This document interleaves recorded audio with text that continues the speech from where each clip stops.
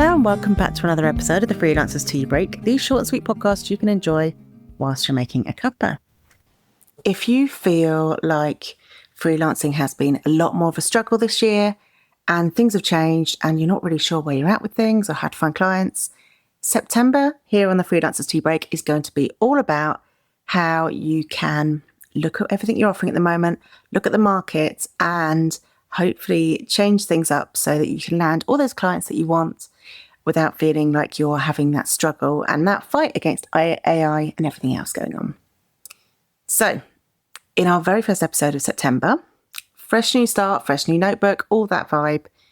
But I know a lot of people are feeling drained and exhausted and a bit frustrated with how things are at the moment. So, in this first episode of the month, I wanted to talk about your offers and your services, what you're offering, because what was working even a year ago, but several years ago, may not be working anymore. And it might be time to review things and switch things up. So this week is going to be all about getting real clarity on what you're selling and what problems you're solving and what you might need to tweak. So the first thing I would recommend doing is sitting down and just list all of your services and products. So it very much depends on what you're offering. If you might have a specialism and might only have one or two offers. You might be someone like me who has a bit more of a, I can't remember the word, but basically I have courses and coaching and all sorts of different things going on. But it's really important that we regularly review that, and things that might have sold really easily 2 or 3 years ago, now you might be finding it much more difficult if AI has taken over that. And I want to point out this, with the AI side of things, it comes in waves. I've been watching this I've been freelancing since 2009, but I've been watching it over the last few years, and we find people get very excited that they can do all of their copy on ChatGPT, and then realise that they've got loads of copy that they can't actually use, and they have to go through and edit it, and it takes so much time, and it doesn't make it any easier, and ChatGPT doesn't get it right. And if they'd just gone to a copywriter in the first place, that would have saved them so much time. AI is not this magic button that everybody seems to think it is. Same for like photographers a few years ago. We saw lots of photographers suddenly lose a lot of work because people thought they could just do AI brand shoots. And then they realised that there's just something off about those photo shoots. And then they went back to using a normal photographer.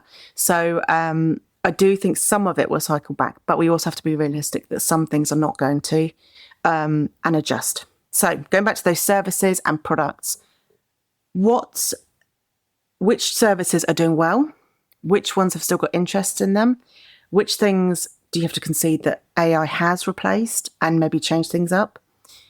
And also, are there things that AI is doing badly that you can maximize on? So for example, like that copywriters in particular should be focusing potentially on the fact that we can do warmth and humor and fact checking. And so many things that ChatGPT pumps out are actually not right. They're completely wrong, and it doesn't seem to be very good at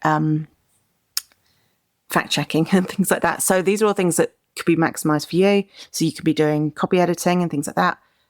Or even if people have panicked, created loads of content, they could pass that content to you, and then you kind of gold digging for all the bits, but also creating some great content out of it. So sometimes it's treating AI not like the competition, but like a tool. And I know that can feel very difficult when it feels like all of your business has been taken by it. But I do think this will come around a little bit. So we just need to be working with our services and working out what services are working well, what services it might be time to retire, and do you need to add some more services and things like that. Also think about what are you offering but you don't like doing at all. That's a really important thing. So many clients I speak to, sort of freelance clients who are offering a service and they're like, wow, it's what I feel I should do. No one's buying it because they're not interested in marketing it, because they're not interested in doing it. If there are things that are coming in and you're regularly getting work from it, it doesn't necessarily light you up, but it doesn't completely drain you either, fine. But if you're finding you're attracting work, or not even attracting work with them, but if you're attracting clients who are difficult, or services that really, really drain you, then it might be worth reviewing whether they are the right ones for you, because you need to be producing something or offering a service that you're excited about selling. So that's kind of a key thing there. I'd also think about how you package up these services. Now, I know packages aren't for everybody, but packages are great in terms of offering a solution and a price point, and people know that they can buy it immediately or book you immediately.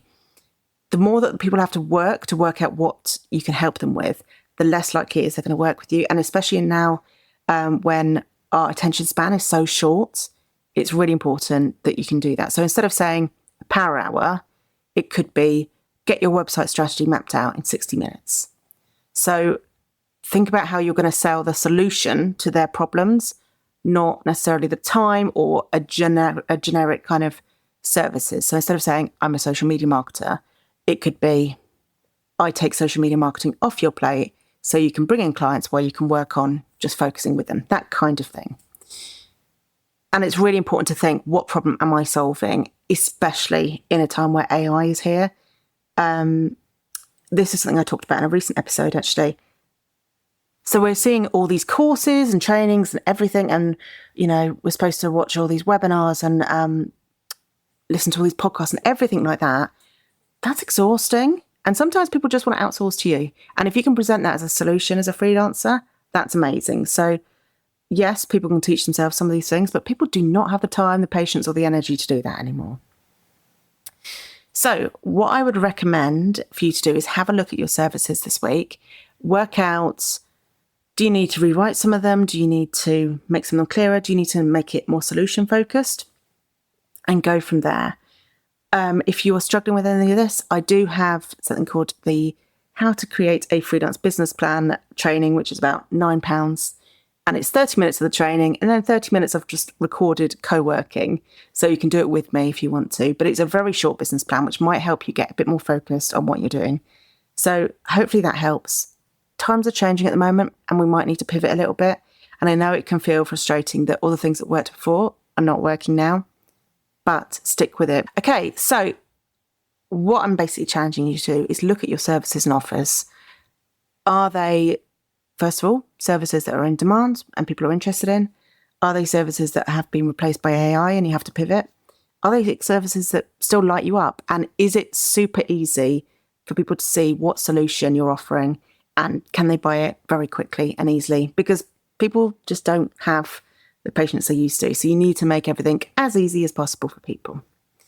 So next week, I will be back with a next episode, which is going to be all about tracking those client journeys and how you find clients and all that sort of things, because so often the anxiety of finding clients comes from actually not having any clue what you're doing and what's working.